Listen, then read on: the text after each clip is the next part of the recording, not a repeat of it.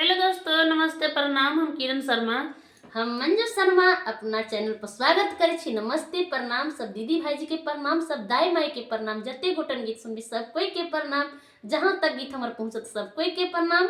और हम दोनों देवरानी जेठानी बहुत प्यारा सतीला गीत बना बजा रहा है। सब जरूर सुनब, कमेंट करके जरूर बता।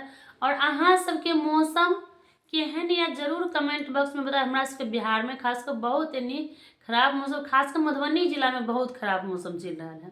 अहाँ सब कमेंट बॉक्स में जरूर बताब। अहाँ सबके कमेंट के इंतजार करब। पता है कि 15 दिन से शायद रौदा नहीं उगे छथिन। एक 20 दिन से नहीं उगे रौदा। मतलब नया साल दिन से थोड़ा थोड़ा 1 घंटा के लिए 2-3 बजे में जाकर कनी का धूप निकले तो एक बाद नहीं।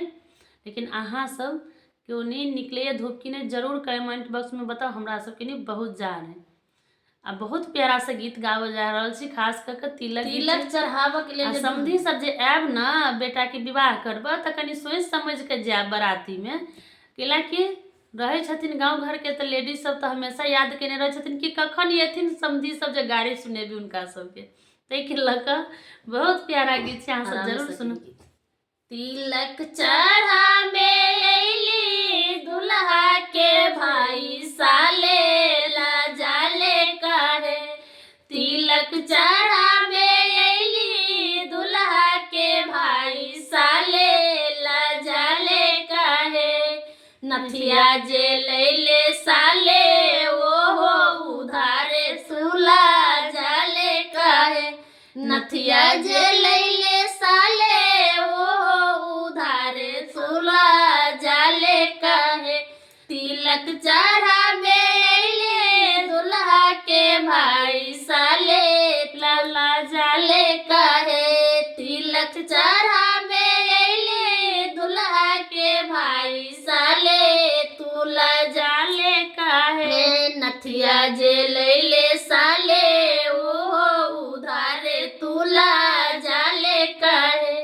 नथिया जे लैले साले ओहो उधारे तुला जाले काहे। नथिया के बदले साले बहिन के छोड़ले अपना सोना रे दुकाने तुला जाले काहे। नथिया के बदले साले बहिन के छोड़ले अपना सोना रे दुकाने तुला जाले काहे।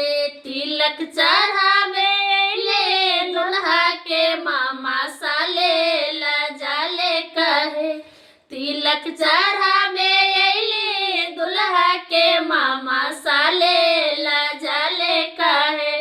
चुनरी जे लैले साले ओहो उधारे तुला जाले काहे। चुनरी जे लैले साले ओहो उधारे तुला जाले काहे। चुनरी के बदले साले बहिन के छोड़ले अपना कपड़िया दुकाने साले ला जाले काहे।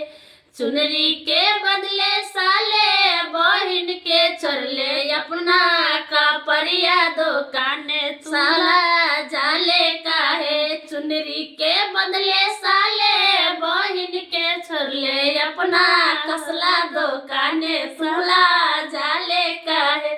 तिलक चढ़ाबे अइले दुल्हा के जीजा साले ला जाले काहे। तिलक चढ़ाबे अइले दुल्हा के जीजा साले ला जाले काहे।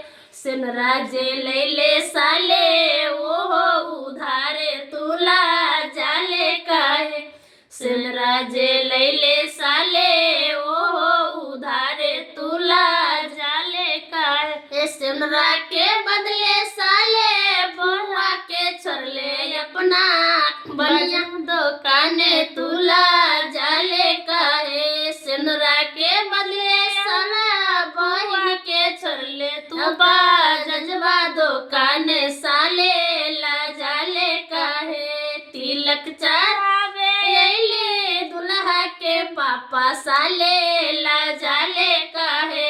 तिलक चढ़ाबे अइले दुल्हा के पापा साले ला जाले काहे। चुनरी जे लैले साले ओहो उधारे साले ला जाले काहे। लहंगा जे